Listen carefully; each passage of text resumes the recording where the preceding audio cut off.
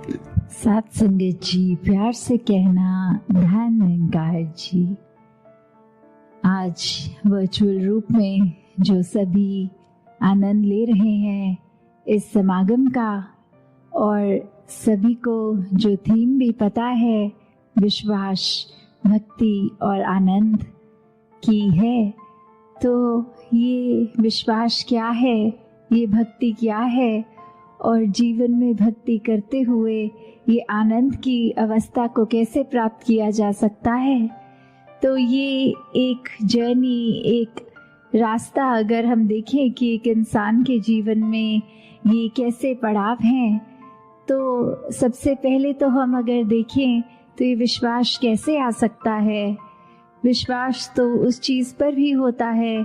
जो या तो कोई हाइपोथेटिकल भी अगर हम बात करें तो उस पर विश्वास तब तक नहीं बैठ पाता जब तक साक्षात वो चीज़ नहीं देख पाते।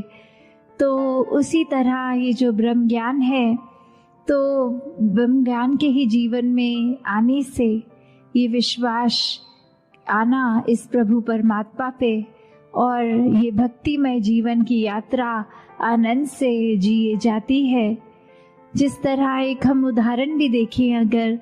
तो हम ये सुनते भी हैं अगर कि दो तरह के खाने होते हैं पदार्थ भोजन के, एक को जंक फूड की कैटेगरी बोलते हैं और एक को हेल्थ फूड की, कि ये जो हेल्थ फूड है इसने शरीर को तंदुरुस्त रखना है, बहुत ही पौष्टिक आहार है। और दूसरी तरफ जहाँ जंक फूड की बात होती है कि उसमें पोषण नहीं होता, वो सेहत को खराब करता है, उसमें जो गुण होते हैं वो इतने नहीं होते। तो किस तरह फिर हमारे को जब ये पता लग जाता है, एक बार वो खाकर खानों में जो अपने शरीर में फ़र्क हम देखते हैं, तो किस तरह ये विश्वास बैठ जाता है कि हाँ ये हेल्थ फूड अच्छा है। फिर किस तरह हम बार बार वो इच्छा रखते हैं कि प्रतिदिन इस तरह से शरीर में वो पौष्टिक आहार ही जाए ताकि ताकत बनी रहे, स्वास्थ्य हमारा ठीक रहे। और फिर वही हम अपनी डाइट प्लान को भी उस तरह फॉलो करते हैं। तो ये विश्वास जब आ गया कि इस प्रकार का भोजन अच्छा है, फिर उस भोजन की भक्ति हो गई। उसको बार बार हम हर समय कोशिश यही कि उसके साथ हम जुड़े रहें उस भोजन के, और फिर ये जो बेनिफिट दिखता है शरीर पे, वो एक भक्ति करते हुए वो एक चाहे ग्रहण कर रहे हैं उस तरह का ही खाना, फिर ये कैसे आनंद की अवस्था वो हमें दिख रहा है रिजल्ट अपने शरीर पे। तो उस तरह ही देखिए अगर हम, तो ये विश्वास है, और विश्वास के साथ भक्ति के साथ ही आनंद की अवस्था इस जीवन में हम परमात्मा को प्राप्त करके कर सकते हैं। और अगर हम विश्वास शब्द को देखें तो इसमें अगर दो नज़रिए के साथ देख सकते हैं कि ये विश्वास हो गया कि पूरा भरोसा, और अगर इसको स्प्लिट करके अलग तरीके से देखें तो विष का वास, मतलब जहर, विष। तो वो हम अगर उस तरह देखें तो एक विश्वास और एक अंधविश्वास, तो कैसे हम अपने जीवन में एक उस तरह तो चले जहाँ विश्वास तो है, पर जब अंधविश्वास की बात आती है वहीं भ्रम होते हैं, वहीं डर होता है, वहीं इल्यूजन्स आ जाती हैं जीवन में। तो कैसे हमने वो एक अंधविश्वास नहीं पर विश्वास पे टिकना है, विश्वास को मजबूत करना है, क्योंकि जब मन में ये जहर आ गया तो फिर तो कुछ होते हुए भी वो ना होने के बराबर है। फिर मन के अहंकार प्रबल होते जाएंगे, मन में और बुरे ख्याल होते जाएंगे। जैसे अक्सर हम ये भी देखते हैं कि बात तो शुरू होती है विश्वास पे और ख़त्म हो जाती है अहंकार पे। कि उदाहरण के तौर पे अगर हम कभी स्कूल के दिनों की ही ऐसे बच्चों में अक्सर नोटिस करते हैं कि अगर एक किसी का पेंसिल खो गया होता है तो वो अपने पार्टनर की पेंसिल ही ले लेता है और बोलता है कि ये मेरी ही है, और फिर वो दूसरा बच्चा अगर एक एक्सप्लेन भी करे कि नहीं ये मेरी है, तो वो पहला स्टूडेंट इतने कॉन्फिडेंटली उसको अपनी ही मान के कि मेरे पेंसिल बॉक्स में थी अब नहीं है तो यही होगी, और फिर जब घर जाके देखता है तो अपने बैग के दूसरी जगह से अपनी ही पेंसिल मिल जाती है, तो उस समय तो वो विश्वास था कि ये दूसरे की नहीं मेरी है, और घर आके भी अगर देखा अपनी वस्तु जब मिल गई तो फिर ये अहंकार मन में आ गया कि अगले दिन स्कूल जाके किस तरह वो माफ़ी तो मांगी नहीं जाएगी। वो अहंकार ने इतना मन में गलत होने के बावजूद भी एक असर इस तरह छोड़ा कि अब अपने दोस्त के आगे जाके कैसे कह दें कि आप सही थे हम गलत थे। तो मन में अक्सर जहाँ विश्वास हो तो उसको उस तरह से ही मन में रखा जाए कि इसने हमारी एक अच्छी नियत का एहसास करते हुए एक इंटेंशन जो साफ, एक प्योर हार्ट, उसके साथ परमात्मा पे जहाँ ये यकीन करना है, ये फेथ होना है, विश्वास होना है, वहीं ये पूरे ब्रह्मांड की हर चीज़ ये विश्वास पे ही टिकी है। और विश्वास ऐसा नहीं हो कि असल में तो कुछ और है पर हम मन में कोई कल्पना दूसरी कर लें, ये आंख बंद करके असलियत से आंख चुरा कर कुछ और कर लें। तो फिर वो बात कि किस तरह अक्सर अगर हम ये अंधविश्वासों के ऊपर भी जाएं, उनको एनालाइज करें, तो सुपरस्टिशंस का ओरिजिन किस पर्पस से होता है और आज इंसान उसको किस तरफ ले गया, कि ये शुरुआत में बहुत ही लॉजिकल चीज़ें उनके कारण भी दिए गए कि इस वजह से ये चीज़ करनी है, और इंसान कारणों को भूलकर सिर्फ एक उसको नियम की तरह बनाकर ही चल रहा है बिना कारण जाने।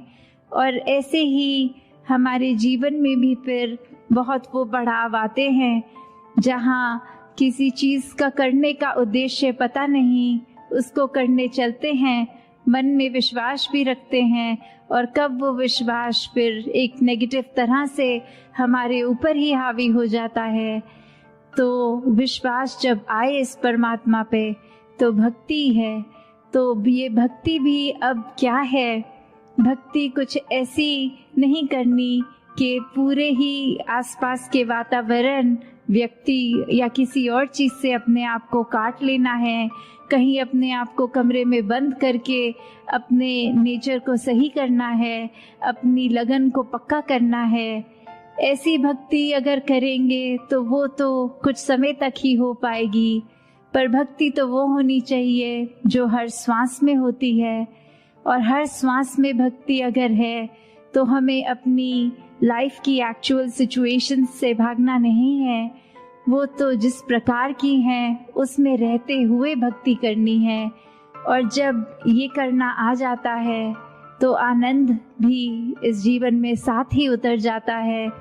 फिर वो वेट नहीं करनी पड़ती कि भक्ति की हम सीढ़ी चढ़ रहे हैं और उसके बाद एज अ रिजल्ट आनंद आएगा। नहीं, वो भक्ति करते हुए, वो हर पल सांस लेते हुए, वो आनंदित होकर ही वो हर सांस का एहसास इस परमात्मा से जुड़ के होगा। तो हमें कैसे अगर देखें भी कि एक विश्वास की बात जब आती है, अक्सर इंसानों में भी देखा जाए तो वो ओत प्रोत मामला होता है, सिर्फ एक तरफ से विश्वास और दूसरी तरफ से नहीं। तो उससे भी एक ये पता लग जाता है कि अगर हम एग्जाम्पल देखें कि एक क्लास चल रही है, उस क्लास में टीचर हर स्टूडेंट को एक ही सबक एक जैसी एक्सप्लेनेशन के साथ समझाते हुए फिर भी जब कुछ समय बीतता है तो एक टेस्ट का टाइम आता है। और वो टेस्ट क्यों? वो टेस्ट इसी का प्रमाण, विश्वास का, कि जितनी शिद्दत से वो टीचर ने स्टूडेंट्स को पढ़ाया, क्या उसी तरह वो स्टूडेंट्स भी परीक्षा में पास हो रहे हैं? वो टीचर के ऊपर जो टीचर ने स्टूडेंट्स पे विश्वास किया, वही सबक को एक सच्चाई मान के क्या स्टूडेंट्स भी वो रेसिप्रोकेट कर रहे हैं? और अगर इसको दूसरे नज़रिए से भी देखे जाएं तो शायद टीचर्स को पहले ही पता होता है कि कौन सा स्टूडेंट अच्छी तरह परफॉर्म करेगा और कौन नहीं करेगा। तो वहाँ बात ये विश्वास ना होने की भी आती है कि अगर विश्वास पता है एक किसी बालक पे नहीं है तो वो क्यों नहीं है, क्योंकि टीचर को हमेशा पता है वो क्लास में अटेंटिव नहीं है, वो अपनी असाइनमेंट्स ठीक समय पे सबमिट नहीं कर रहे, वो रुचि एक पढ़ाई की तरफ है ही नहीं। तो उससे एक एंटिसिपेशन एक टीचर की भी बन जाती है कि चाहे अपनी तरफ से तो एक जैसा एक समान ही हर एक को सबक दिया, पर कैसे हर एक ने उसको परसीव अपनी अपनी सहूलत से, अपनी अपनी इंटेंशन से, अपने एक क्षमता के अनुसार करा है। तो उसी प्रकार अगर हम ये देखें कि ये परमात्मा तो हमें इतना हर पल दयाल होके सब कुछ देता जा रहा है, हर पल में इतनी रहमतें हैं, तो हम उसको किस तरह वो रहमतों को अपने अंदर सोख कर रहे हैं, अपने अंदर वो बसने दे रहे हैं। दासी ने एक जगह कहीं पढ़ा कि एक कोट की तरह लिखा हुआ था कि एक भक्त की अरदास होती है शुक्राना और तुम्हारी शिकायत, कि अगर हम एक भक्त को देखें कि किस तरह भक्त ने तो हर श्वास में अगर अरदास भी करनी है परमात्मा से तो इस तरह ही करनी है कि जो है बहुत अच्छा है, बहुत अच्छा किया है। और उस यही पैरामीटर होता है कि पहचानने का, चाहे देखने में सब इंसान हैं पर अंदर भक्त कौन है। भक्त वही जो कभी परमात्मा को कोसता नहीं, भक्त वही जो कभी ये नहीं मानता कि परमात्मा ने कुछ भी अधूरा दिया है। भक्त हमेशा संतुष्ट होता है। भक्त ने तो हमेशा एक अपने आप को इस परमात्मा में उस तरह फ्लोट करते हुए एहसास करना है कि इसी के रंग में रंगे हैं, जिस रंग रखे वो ही रंग अच्छा। ये परमात्मा के हाथ हम कठपुतली समान हैं, चाहे हमारे अनुसार वो आबादी की तरफ हम सोच रहे हैं कि हम प्रफुल्लित हो रहे हैं या एक आबाद और बर्बाद वाली बात। तो किस तरह एक हम अगर सच्चे भक्त हैं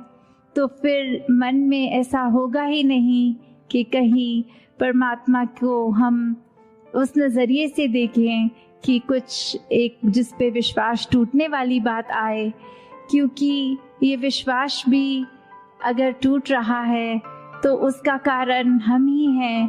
अक्सर हम ऐसे भी कर लेते हैं कि सोच लेते हैं कि क्यों ना परमात्मा का ही टेस्ट लिया जाए और अपनी सिचुएशन के अकॉर्डिंगली मन में ही धारणा बना लेते हैं कि यदि हम ये करेंगे और एज अ रिज़ल्ट ये होगा तो परमात्मा है, तो परमात्मा सच्चा है। जहाँ हम आस्था रखते हैं वो एक सच्चा दर है। पर अगर ऐसा नहीं तो उसी समय वो एक नास्तिक की अवस्था को अपना लेते हैं। तो कैसे एक हर बार हम जब ये सोचेंगे कि परमात्मा का हमने टेस्ट लेना है और परमात्मा ने हमारे अनुसार वो रिजल्ट्स देने हैं, तो हम खुद ही देख लें कि हम भक्ति से तो कोसों दूर हैं ही, पर साथ में किस तरह हम अपने ऊपर भी वो विश्वास अभी नहीं कर पा रहे। हम एक ब्रॉडर पर्सपेक्टिव देख ही नहीं पा रहे। हम अपने छोटे वो तंग दिल्ली में ही फंसे हुए हैं। तो आनंद की अवस्था से तो हम अभी बहुत ही दूर हैं। मन में हमारे कुछ भी हो, अगर हम एक उसकी बात करते हैं कि कोई खाली जगह जब हम देखें और एक भरपूर जगह कि जीवन में हमारे अंदर कितनी अच्छाइयाँ या एक सामने वाले की कितनी ही ज़्यादा अच्छाइयाँ दिख रही हैं, पर अपने जीवन में एक चीज़ की इच्छा जो हम रख रहे हैं और वो ही चीज़ अगर नहीं है तो हमारा नज़रिया उस पे नहीं जाता कि क्या क्या है हमारे पास, पर उस पे जाता है कि क्या नहीं है। और फिर हम उसको एक माइक्रोस्कोप लेंस जो बोलते हैं कि इतने बारीकी से देखने लग जाते हैं कि जो कुछ है उसको नज़रअंदाज कर देते हैं, जो नहीं है फिर नज़दीक से तो हर चीज़ में कमी दिखी जाती है। फिर एक पूर्णता तो हमें दिखेगी नहीं, हमें अपने जीवन में लगेगा ही नहीं कि एक ये चीज़ ना होने की वजह से पूरा जीवन ही खराब लगता है। तो जहाँ अपनी हर वस्तु को जो दातार ने ये एक रहमत की तरह झोली में डाली है, अगर कुछ नहीं है तो उस पे ध्यान ना दें, क्योंकि अगर ध्यान देना ही है, एक बारीकी से कुछ टटोलना ही है, तो वो अपने अंदर अपने मन को बारीकी से देखा जाए कि किस तरह मन का तो इस दातार ने नेचर ऐसा बनाया था कि हम अपने अंदर झांकें। मन इसलिए कि जो फील कर रहे हैं खुद अपने आप को कैसे ठीक करें, एक अपने मन से जो एहसास कर रहे हैं वो हमें अंदर से कितना मजबूत, कितना स्ट्रॉन्ग और कितना मुश्किल घड़ियों में भी किस तरह उसको हम पॉजिटिव रख सकें। पर मन ने कहीं ये माया के चक्कर में अपना नेचर ऐसा बना लिया है कि उसको बाहर की ओर देखने लग गए हैं हम औरों की तरफ, हम कमियों की तरफ। तो जहाँ मन का काम अंतर का एक अपना हमें दृष्टिकोण, एक नज़रिया, हमारे अंदर क्या चल रहा है वो इंट्रोस्पेक्शन, उसके लिए काम आना था,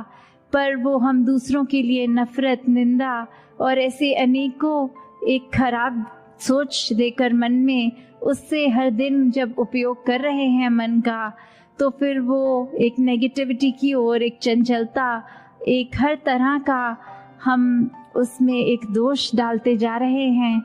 तो कैसे अपने मन को जब हम साफ रखते हैं, और मन साफ रखने का सबसे आसान तरीका ये भक्ति में तो सेवा है, सिमरन है, सत्संग है, कि जब इस निरंकार से जुड़ गए हैं तो फिर ये आनंद अपने आप जीवन में उतरता है। हर पल मन बहुत ही शांत, बहुत ही स्थिर, सहज भाव में, एक जो कहते हैं कांस्टेंट ब्लिस जो है, एक खुशी, उस तरह एक कभी भी वो एक्सट्रीम निराशा की फीलिंग नहीं होती।